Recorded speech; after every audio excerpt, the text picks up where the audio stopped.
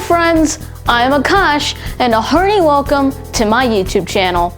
We all know that English was born in England, but when it crosses the Atlantic and enters America, it starts to have its own form. Thanks to the likes of Noah Webster and others, American English was created. Now, you may have noticed by now that we Americans are a bit lazy, and so we're known for cutting some of our words short or sometimes completely changing them in order to make it easier for us. Now, the original British English and the newer American English are both great and absolutely wonderful in their own ways. So let's take a look at 10 of the coolest differences in American English and British English that we come across in our daily lives. Now, before we begin, I'd like to mention that this is part 1 of the American English versus British English video, and part 2 will be coming soon. So let's begin. The first one is Z versus Z.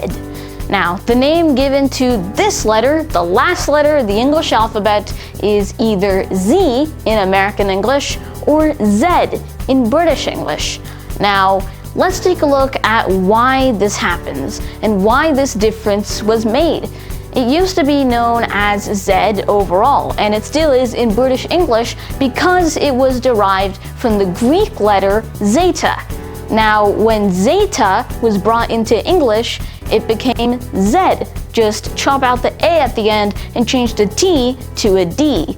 And so that's where the name Z came from.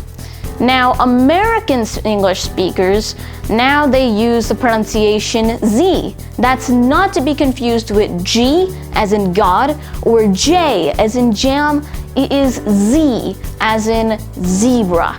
This pronunciation was used instead so that it matches up with B, C, D, E, and many of the other letters in the English alphabet, which all end in that E sound. So, by making Z line up with those, you now have Z, and that makes for a very interesting difference, as you can see, between Z and Z. Now, on the topic of the English language, let's discuss that dot symbol used to end sentences. In American English, it is called a period, but in British English, you should say full stop.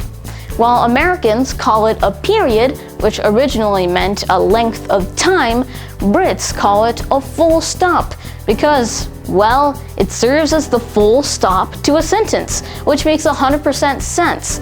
I mean, a period, well, it stops the sentence, it ends it. And so what better to call it than a full stop? Next up is a rather well-known difference. In American English, we say chips, as in potato chips, while in British English, it's preferred to say crisps. Now, the original meaning of chip was a small piece, and when this potato snack was created, many people believed it looked like a chip, a small piece, because of how thin it is, hence the name potato chip. Now, what about this British name, crisp? Well, very simply, it comes from the crispy taste of potato chips. And if you're wondering why the British didn't use the word chip for this, well, it's because chip is already the British term for what Americans would call the French fry. French fries is the American name of this long wedge-shaped food, and chips is the British name of this tasty treat. Now, again, the origin of the British name chips, as in the popular fish and chips for this food, this name comes again from that meaning, a small piece. Same thing that America uses to describe potato chips, the British use to describe what America calls French fries. Now, the British used it because it came to mean a wedge, and later this long, deep-fried potato food that the American name for is French fries. Now, it's called French fries because the fries is, well, because it's deep fried, French fries are deep fried. That's why there's fries in it. As for the French bit, that is rather unknown, but we're pretty sure it's either because of the possible origin from France or because of its resemblance to a French style of cutting vegetables into very thin strips called julienne, which is a very important part of making French fries. They have to be that thin. So that is how it works. That is the chips versus crisps, and also what's going on with this French fries and chips debacle. Now, let's take a look at a confusing one for number 5. This food is called cookie in the United States and biscuit in the UK. In America, the term cookie is used to describe a baked flat snack that's circular in shape. This word comes from the Dutch word koekje, which means little cake, because what else is a cookie more than a little cake? Meanwhile, American English defines a biscuit as a small piece of bread. But in British English, a biscuit is the cookie, the baked flat snack, and the word cookie is sometimes used to describe the chewy type, with biscuit more favoringly talking about the crispy type of cookie. So that is what's going on with your cookies and biscuits. So let's take a look at number 6, eggplant versus aubergine. This one is interesting because normally eggplants, the American term, don't look like eggs at all. But there's another look, another shape to it that eggplants can have aside from this familiar image.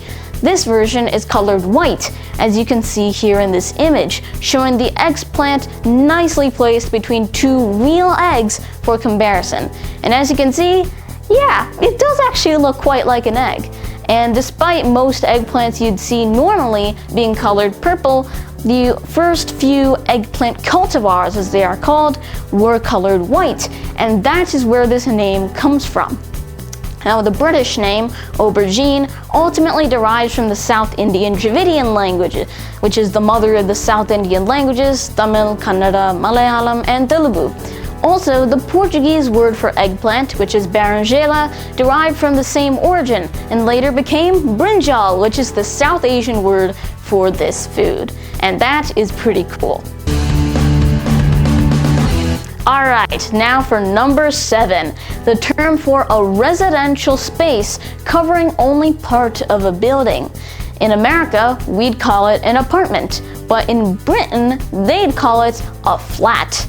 Now, the word apartment originally meant a separated piece, because what is an apartment more than a separated piece of houses? So that is what an apartment would be, at least in this description. You can actually see in this word apart, and that means separated. So that's where you can see that relation.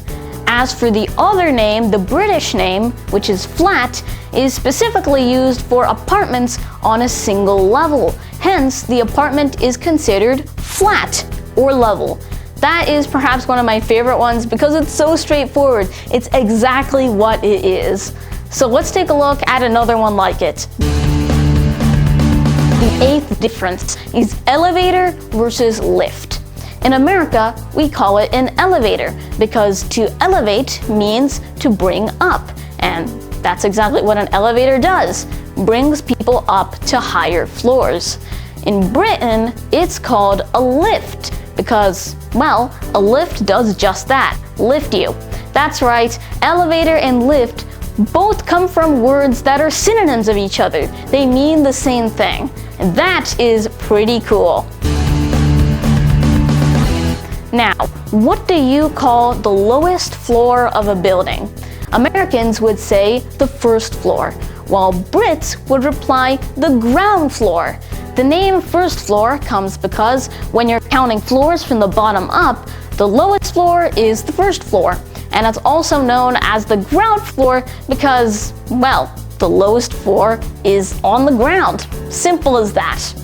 Next, we're taking a look at number 10, the last one for today's video. In America, the path right next to the street is called the sidewalk. In the United Kingdom, however, it's called the pavement. The USA calls it the sidewalk because you walk on the side of the street. It's, well, sidewalk. But the UK calls it a pavement because the path has been paved for you to walk on. Other common names for this include footpath, because it's a path you put your feet on, and footway for the same reason. And footpath and footway are quite common, but the two most well-known names for this that you'll keep seeing everywhere are either pavement or sidewalk. These types of words are some of my absolute favorite. They're super interesting for me, and I hope they are for you. And if I missed anything, then please comment it down below because I would truly appreciate it. This is part 1 of the American English versus British English video, and part 2 will be coming up soon. Thanks so much for watching this video. If you like my videos, then make sure to subscribe and don't forget to click the bell icon so you don't miss my new videos every time I upload. Once again, love you, Akash!